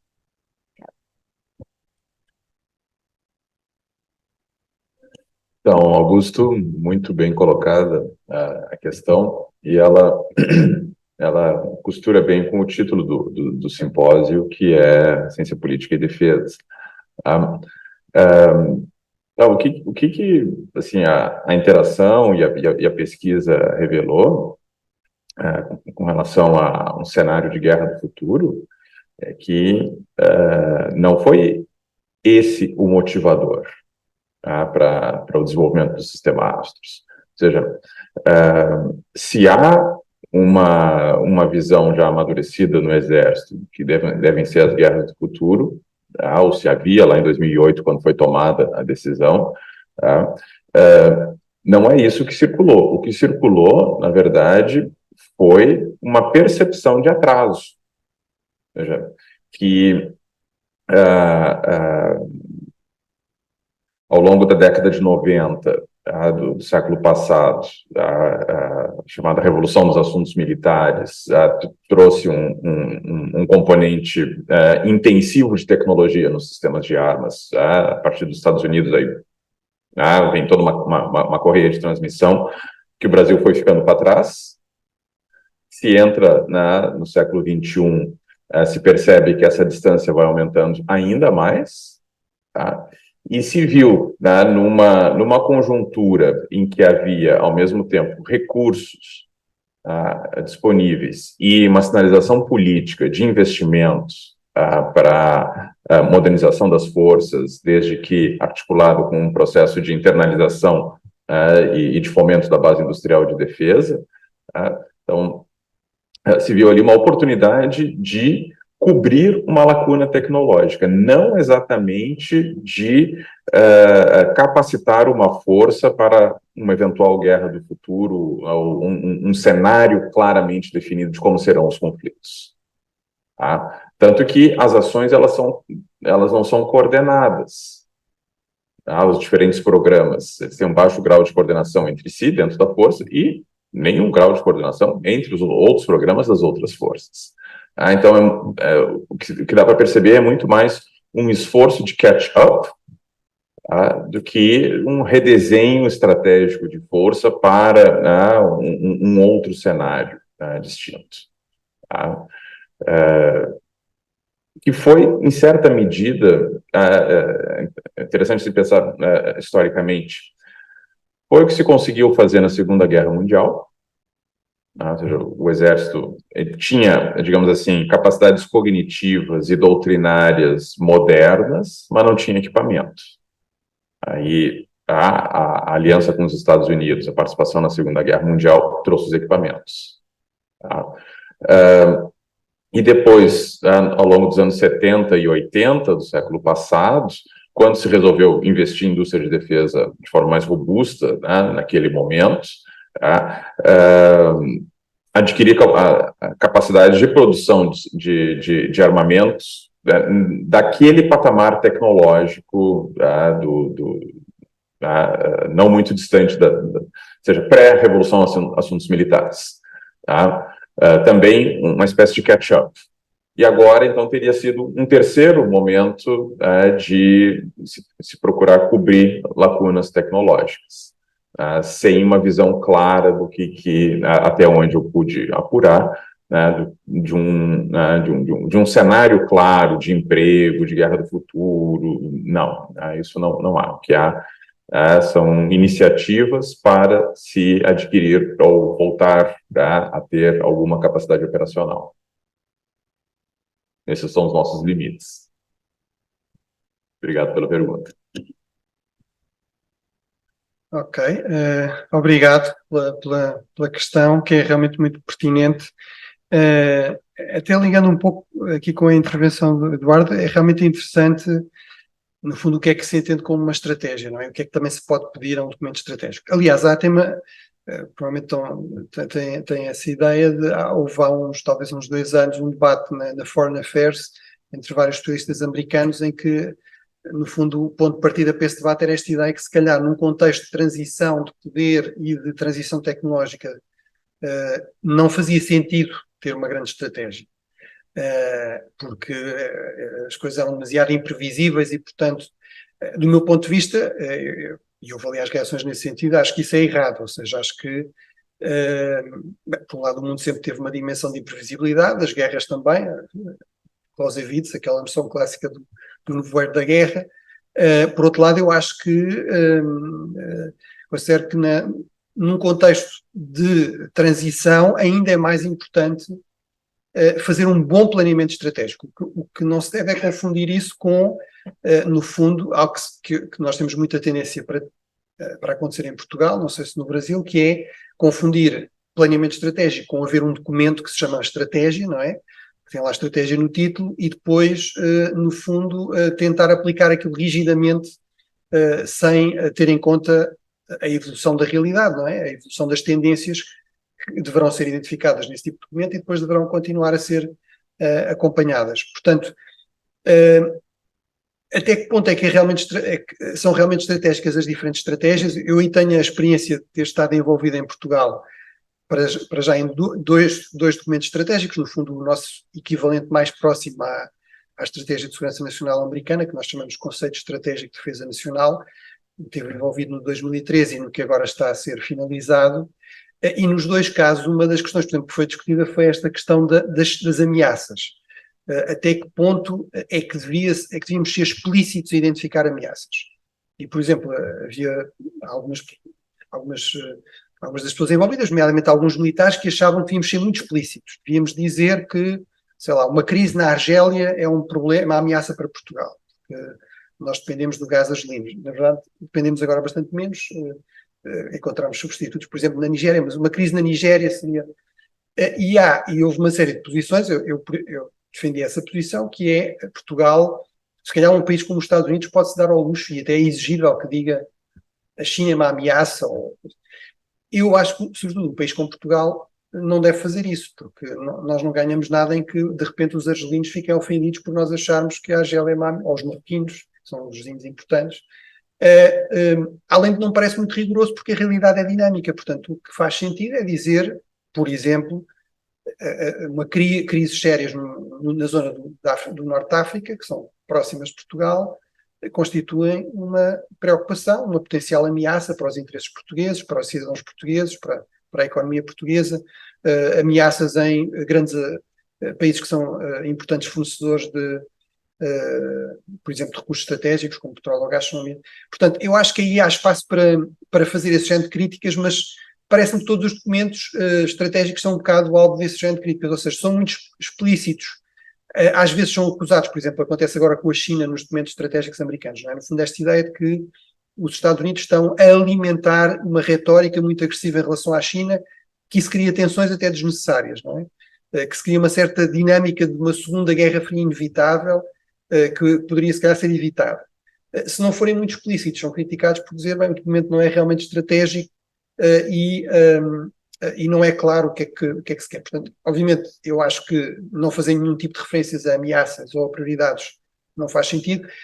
Francamente, acho que as duas últimas estratégias americanas, estes documentos, são relativamente explícitos sobre potenciais ameaças, rivais, desafios e prioridades.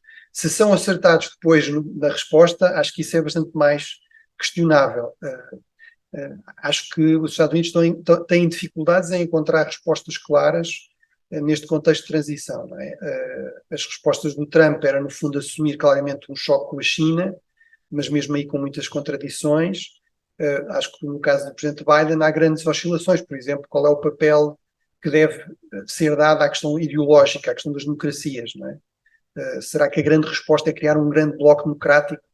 Mas, aparentemente, grandes democracias do sul global, como o Brasil ou a China, não estão muito interessadas em aderir a um bloco liderado pelos Estados Unidos, nesses termos, não é? E que tenha como agenda contrapor-se à China. Portanto, eu acho que os Estados Unidos estão a ter alguma dificuldade realmente em definir uma estratégia eficaz e clara. Acho que isso, em parte, é o resultado de realmente estarmos num processo de transição. E acho que, para ser também, digamos, rigoroso, acho que também os países europeus estão com dificuldades em definir prioridades claras. Em muitos casos têm oscilado, por exemplo, em relação à postura assumida em relação à China. E acho que isto corresponde realmente a reais dificuldades no contexto atual. São opções difíceis de tomar. Por exemplo, e termino com um país como Portugal. Durante muito tempo, a opção preferida era assumir que os Estados Unidos eram um aliado histórico. A Aliança Atlântica é fundamental para a nossa segurança há muitas décadas, funciona bem, é a aliança que tem a mais robusta garantia de segurança. Portanto, para um país com a dimensão de Portugal, isso é muito importante, mas que isso não era incompatível com manter uma parceria económica, tecnológica, etc., com a China. Relações de cooperação muito intensas. Fruto de uma fortíssima pressão americana, como dizia um amigo meu, que tinha funções governamentais aqui há uns tempos, não havia reunião com os Estados Unidos em que, ainda antes de nos sentarmos, não se tivesse já a falar da China, fruto de uma grande pressão, por exemplo, norte-americana, tem havido uma certa revisão, recalibração, esta ideia que, no fundo, prevaleceu agora a nível europeu de não um corte, mas um de-risking, não é? Portanto, uma redução de uma dependência excessiva na formulação portuguesa, é de qualquer país, não é? Portanto, não é especificamente da China, mas de qualquer país, mas isso realmente são opções difíceis. Obrigado.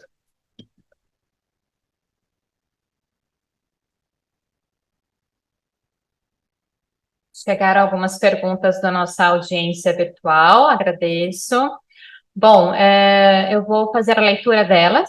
A primeira pergunta é direcionada aos três palestrantes. Então, é a pergunta da Maria Raquel. Ela gostaria de saber se o Brasil de hoje consegue se projetar internacionalmente de forma soberana, sem sofrer guerra híbrida. E as duas seguintes perguntas são do Dr. Marcelo Malaguti. A primeira delas para o professor Eduardo Schwartzman, e seria um pouco extensa. Então, vou fazer a leitura. O Brasil tem por tradição, ou institucionalismo histórico, não ser assertivo em nomear seus inimigos e seus objetivos estratégicos de forma clara e objetiva. E assim pretende, entre aspas, estar pronto para qualquer desafio, o que é virtualmente impossível. Como o senhor observou, isso cria dificuldades para o estabelecimento de objetivos e alocação de meios, recursos, para buscá-los, o que contraria a teoria da estratégia.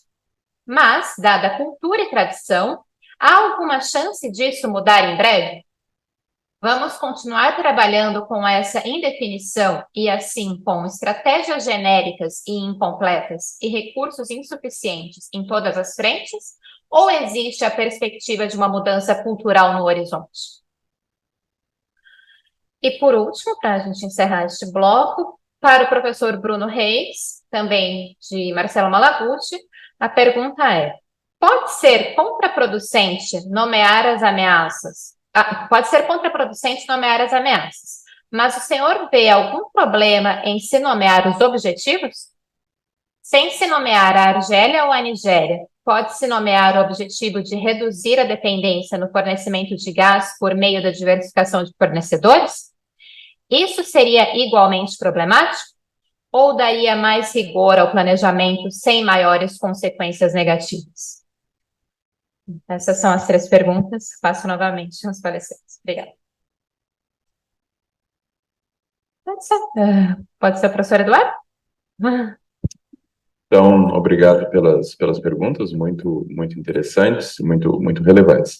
Então, com relação à capacidade de projeção do Brasil, sim, o Brasil tem capacidade de se projetar, né, em várias dimensões, né, em vários fóruns, e sim, eu sou um pouco resistente à adoção do conceito de guerra híbrida, mas assim, as ferramentas de coerção que normalmente fazem parte, digamos assim, do rol, né, das ações listadas em ações de guerra híbrida, elas estão disponíveis para vários tipos de atores, estatais e não estatais, e elas são usadas sobre potências e sobre não potências, ou potências médias ou potências menores. Tá? Então, digamos assim, é parte do jogo. O país, ele tem capacidade de se projetar? Sim, ele tem, mas ele tem limites, tá? Tanto internos, como, por exemplo, falta de consenso doméstico, que é muito explorado pela chamada guerra híbrida, tem limites estruturais da própria estrutura do sistema e do peso relativo que o Brasil ocupa nesse sistema, do ponto de vista econômico, militar, político, regional, etc. Tá? E que pode, evidentemente, pode ser explorado por ações maliciosas contrárias aos interesses do Brasil. Sim, mas a grande questão é que o jogo é esse. Eu acho que um pouco a fala antes, tanto do Marcos quanto do Bruno, assinalam, né, nessa direção. Ou seja, se antes os países eram apenas sofriam coerção do ponto de vista econômico, do ponto de vista diplomático, do ponto de vista político, a essas coerções e militar que não deixaram de existir, vieram outras coerções que podem ser utilizadas através de plataformas digitais. Tá? Então, a questão é que os países têm, e o Brasil começou a montar alguma estrutura nesse sentido, tem que desenvolver capacidades de defesa nessa esfera também. Tá? E está capacitado para jogar esse jogo, tá? Tanto em termos de defesa, quanto também de eventuais contra-ataques. Bem, então, assim, nenhum país é plenamente soberano, tem um controle absoluto de tudo, né? Mesmo grandes potências, eles sofrem constrangimentos, muitas vezes sofrem constrangimentos até de seus aliados. Então, esse é um jogo sempre complexo, que o jogador não apenas tem que observar o que o adversário faz, como já foi dito aqui, mas como os seus próprios limites. E, bem, a outra questão sobre a potencial mudança cultural no desenho dos documentos de defesa, muito interessante, eu agradeço bastante a provocação. Eu não vejo uma mudança emergindo no horizonte. Tá? O que eu vejo, na verdade, é um fechamento ainda maior, tá, em termos de número de atores envolvidos no processo de redefinição, né, dos documentos estratégicos brasileiros, o que me parece bastante preocupante. Ou seja, em outros momentos houve, né, uma abertura maior, por exemplo, para acadêmicos e para outros atores do campo político e da sociedade. Se perdeu essa prática, né, de eventos regionais abertos, né, de coleção, né, de coleta de inputs de vários setores da sociedade, no sentido de aportar, né, preocupações, interesses, demandas, percepções com relação aos temas ligados àquilo que vai informar o desenho do documento de defesa. Tá? Se perdeu muito dessas práticas ao longo do tempo e, mais recentemente, se estreitou ainda mais. Tá? E aí então, eu não vejo, infelizmente, eu não vejo uma perspectiva de mudança, né, a curto prazo. Seria bom se nós fizéssemos, tá? Mas não é isso que tem sido sinalizado nos últimos tempos. Tá? E aí só uma pequena ponderação, tá? Quando eu falei assim que o Brasil não nomeia as ameaças, não estabelece as hierarquias, isso não implica necessariamente em nomear inimigos. Ou seja, nomear ameaças nomear ameaças, não necessariamente naming and shaming, como os Estados Unidos fazem. Senão, não era exatamente isso que eu esperaria ver em documentos brasileiros, mas estabelecer algumas ameaças que devem ser adereçadas primeiro, diante da longa lista de problemas e das limitadas capacidades e recursos que o Brasil tem para dar conta. Então, apenas esse disclaimer final, mas muito obrigado pela pergunta, muito, muito interessante, muito relevante. Muito obrigado pelas perguntas. Eu pegava só um bocadinho nesta primeira questão das ameaças híbridas ou da guerra híbrida. Eu, sobretudo, tenho reservas em relação ao conceito de guerra híbrida. Acho que realmente, basicamente, o que nos diz é que mistura várias coisas, e muitas vezes depois é utilizada quando basicamente estamos a falar de desinformação ou de ciberataques, que não são realmente, na minha definição, guerra. Podem ser uma forma de conflitualidade ou de coerção, mas não. Em relação a isso, eu acho que genericamente as sociedades democráticas pluralistas realmente são mais vulneráveis do que, por exemplo, sistemas autoritários, não é? À partida, não só são mais abertas, mas a possibilidade, por exemplo, esforços de informação na opinião pública depois terem efeitos estratégicos relevantes, ou seja, levarem, por exemplo, uma mudança política, são maiores. Mas isso, enfim, é algo que nós temos de assumir e gerir também como sociedades democráticas, isto obviamente do meu ponto de vista, não é? Ou seja, a solução também não pode ser, por exemplo, censurar, voltar a introduzir a censura ou ou permitir que o Estado desenvolva propaganda, digamos, imponha a sua versão dos factos. Portanto, é realmente uma resposta complexa. Por exemplo, no caso da União Europeia, ao que está a avançar e a que se tem dado prioridade é, por um lado, identificar essas ameaças, e isto significa, por um lado, no fundo, ter meios para identificar a sua preveniência e, por outro lado, também criar regras e mecanismos para obrigar que, por exemplo, no espaço público digital, as pessoas, no fundo, tenham uma identificação que corresponda à realidade, ou seja, não termos aquele fenómeno, não é, de bots, sei lá, russos assumirem-se como texanos patriotas e racistas e depois interferirem nas eleições dos Estados Unidos, ou franceses, digamos, favoráveis, enfim, à expulsão da população de origem argelina e interferirem na eleição do presidente Macron. Mas, portanto, acho que esse é um desafio bastante interessante. Em relação à questão das ameaças, claro, eu percebi esse ponto, ou seja, não achei que o Eduardo estava a dizer que tinha de se nomear países, o name and shaming, portanto, eu percebo o ponto, e obviamente é um ponto válido, e no fundo a pergunta em boa parte já encerra a resposta, ou seja, sim, eu acho que aquilo que se deve fazer é exatamente isso, ou seja, é designar regiões de interesse prioritário, designar tipos de ameaças também prioritários, e até pela combinação das duas coisas, facilmente se pode identificar onde é que esses problemas irão surgir. Lá está, com esta vantagem adicional de não criar uma espécie de mentalidade de um inimigo pré-definido, que eu acho que estrategicamente até tem problemas, não é?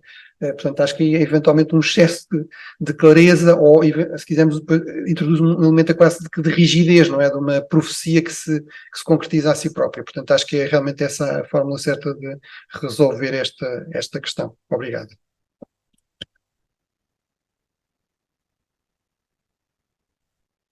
Agradeço a questão da Maria Raquel, só para acrescentar um ponto ao que os professores já colocaram, acho, Maria Raquel e demais, né, que os elementos estão aí colocados, então a ideia é pensar como parte da estratégia de defesa todas essas questões que são atreladas à possibilidade de ação nos conflitos contemporâneos, né, então, nesse sentido, não há de se dimensionar a projeção internacional a partir da possibilidade de sofrer algum tipo de, enfim, de agressão. Acho que a questão é estar atento a quais são todas as agressões possíveis, né, e dimensionar essas agressões na sua estratégia de defesa. Veria como essa questão.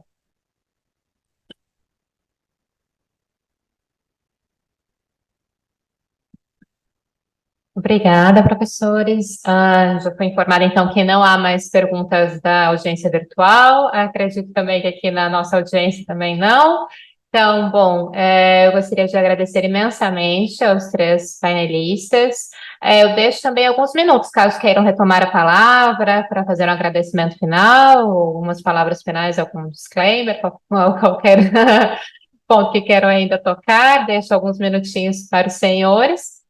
Mas, lembrando, né, que a gente vai ter a continuidade da nossa segunda mesa. A segunda mesa inicia às 13 horas no horário de Brasília, às 17 horas no horário aqui de Lisboa. Essa segunda mesa será toda virtual, então nossos três palestrantes estarão, né, na sala remota. O link de acesso continua o mesmo, então para aqueles que estão acessando pelo Zoom, continuem neste link. E amanhã a gente tem novamente aqui, né, um encontro presencial. Primeiramente, nós teremos um lançamento da nossa revista, né, que foi em parceria, como o professor Marcos Guedes já nos comentou, com o Instituto de Defesa Nacional, e na sequência, mais uma mesa aqui, a terceira mesa presencial no auditório. Bom, então gostaria de agradecer novamente e passo, caso queiram fazer uso novamente da palavra. Muito obrigada. Então, gostaria apenas de fazer votos de agradecimento, a oportunidade de estar aqui com os colegas, tomar contato também com o professor Bruno, que nós compartilhamos um orientando em comum, o Fernando, e agradecer a acolhida e a oportunidade de participar desse projeto, dessa iniciativa conjunta. Muito obrigado.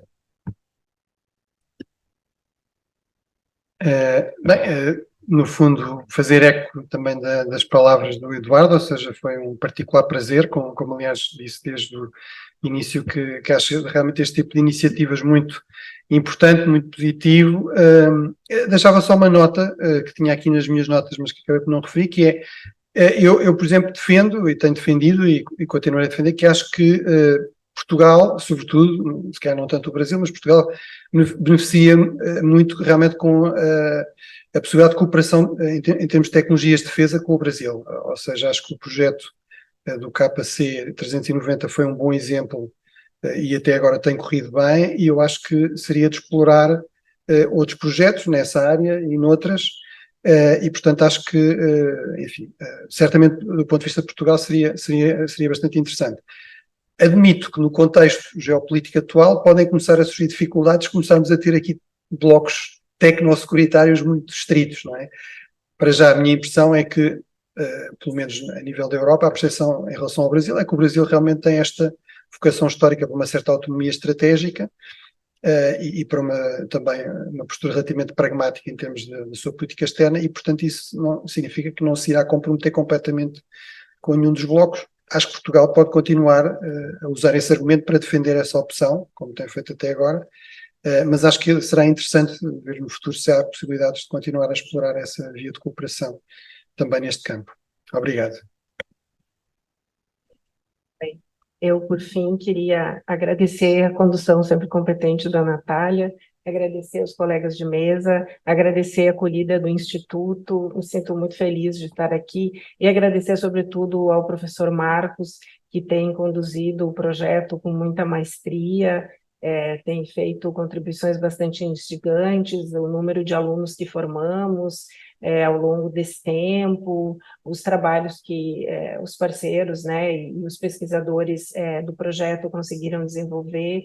Acho que desejo vida longa, né, nos próximos, se sair um próximo edital, que a gente possa submeter também, e acho que agradeço a parceria de todos e, claro, a condução do professor Marcos nesses anos todos. Obrigada. Então, com isso, encerro essa primeira mesa. Muito obrigada.